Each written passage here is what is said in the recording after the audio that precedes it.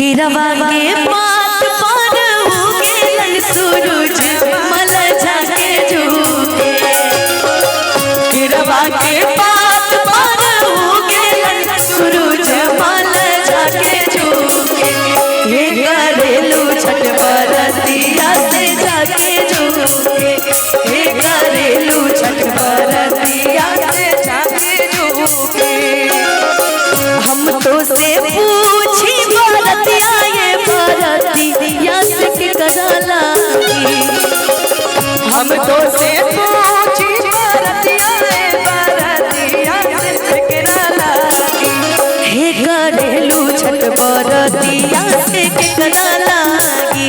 हे करेलू छठ बरतिया से केकरा लागी। बोली छठी मैया की। भैया दोनों हाथों खोल के एक साथ लगा लेते 1 2 3 4।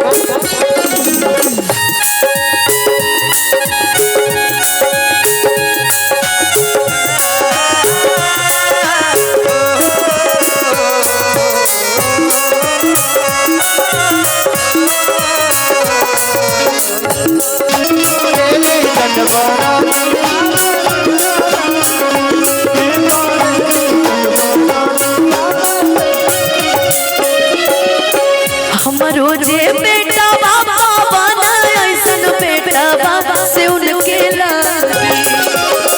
हमरो जे बेटा बाबा बना ऐसन बेटा बाबा से उनके लागी। होय करेलू छठ बरतिया से उनके लागी।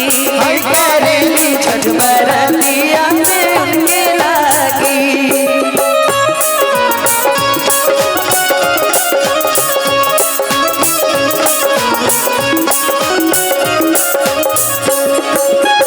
अमवा के पात पर उगेलन सूरज मल जाके झूके।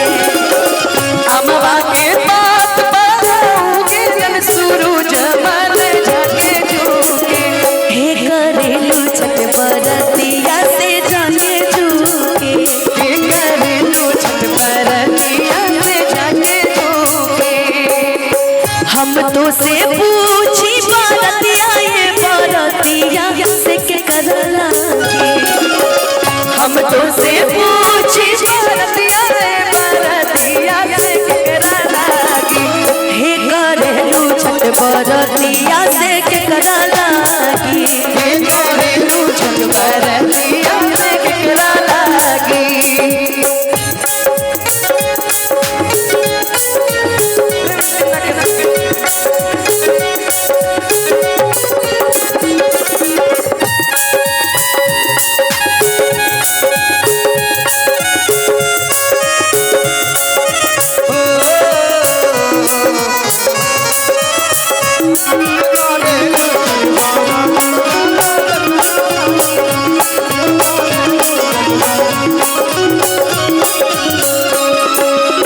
हमरो जे स्वामी पावन ऐसन स्वामी से उनके लागे।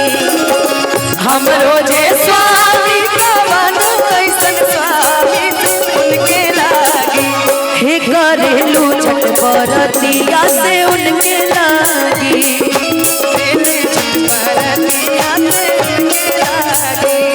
हो नरियर के पात पर उगेलन सूरज मल जाके झूके। नरियर के